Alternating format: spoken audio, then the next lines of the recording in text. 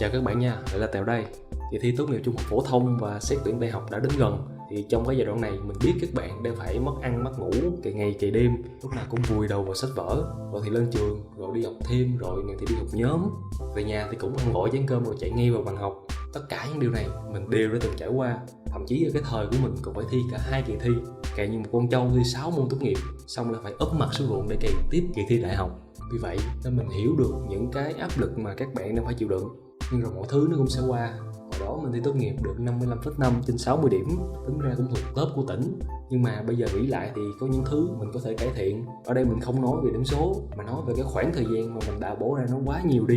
Nếu hồi đó mình có những cái chiến lược về những cái suy nghĩ như bây giờ thì có lẽ là sẽ không phải vất vả và căng não đến như vậy.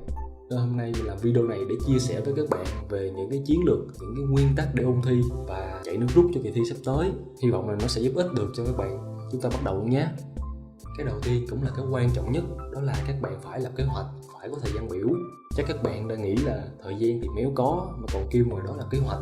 Nhưng mà khoan, cứ nghe tiếp rồi hẳn chửi. Không phải tự nhiên mà người ta lại phát minh ra cái từ lập kế hoạch. Cũng không phải tự nhiên mà các công ty, các doanh nghiệp năm nào cũng phải lên kế hoạch, lên chiến lược cho năm mới. Tại vì dựa vào cái kế hoạch đó, từng cái mục ở trong đó thì mình mới biết mình nên làm cái gì, và xong cái này thì làm tiếp cái gì. Nhiều bạn đang học theo cách cứ cắm đầu, càng học nhiều thì càng tốt, nhảy từ môn này qua môn kia loạn xạ cả lên. Suy nghĩ học càng nhiều càng tốt thì không sai, nhưng mà học nhiều thì chưa chắc là học đúng, nhiều cũng chưa chắc là đã đủ. Nên bạn hãy ngồi xuống và liệt kê ra các môn mà mình chuẩn bị thi.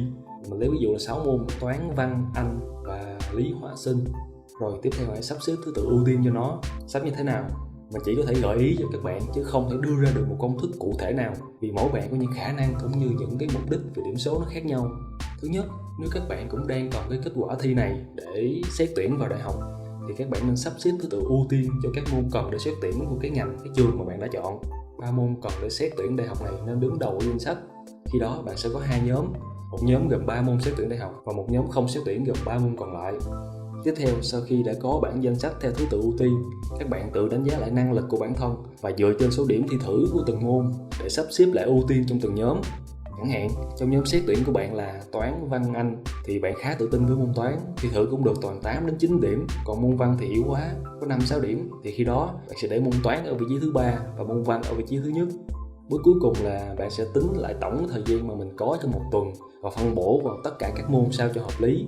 Môn nào ưu tiên cao thì bổ vào nhiều thời gian hơn, còn môn nào ưu tiên thấp thì ít thời gian hơn. Lưu ý là mình nói ít hơn chứ không phải là bỏ luôn không cần ôn gì nha. Đương nhiên thời gian của các bạn nó sẽ có nhiều khoản học ở trên trường là cố định rồi nên mình sẽ không bàn tới. Mình chỉ bàn tới những cái khoảng thời gian mà bạn có thể chủ động được.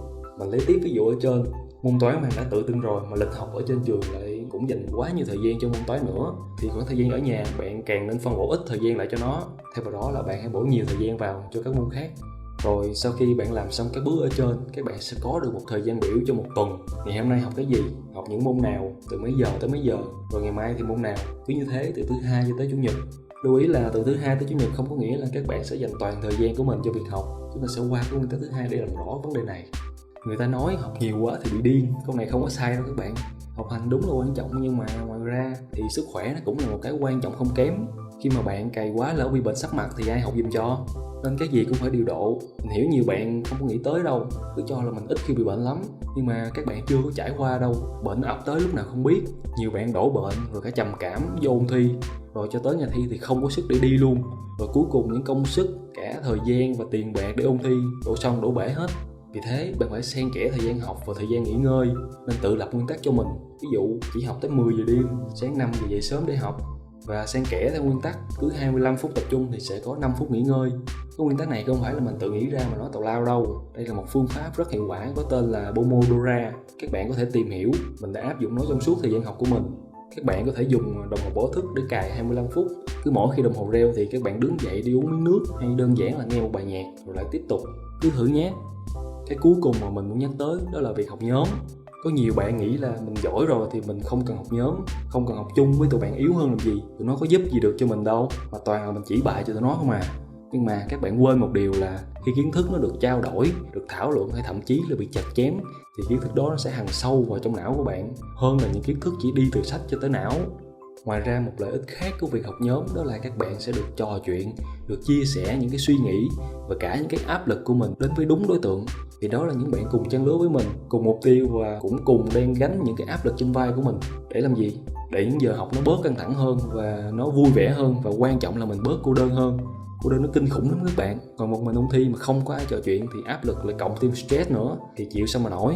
Bởi thế, hãy tìm một nhóm hay chỉ cần 1-2 bạn để có thể chia sẻ và trao đổi với mình nhé. Rồi, đó là 3 cái nguyên tắc cơ bản để giúp các bạn ôn thi hiệu quả hơn, đúc kết từ chính kinh nghiệm của mình và những nghiên cứu mà mình tìm hiểu được. Các bạn sẽ thấy là mình không có nhắc tới các phương pháp để học, kiểu như là học theo hệ thống hay là học theo sơ đồ tư duy chẳng hạn.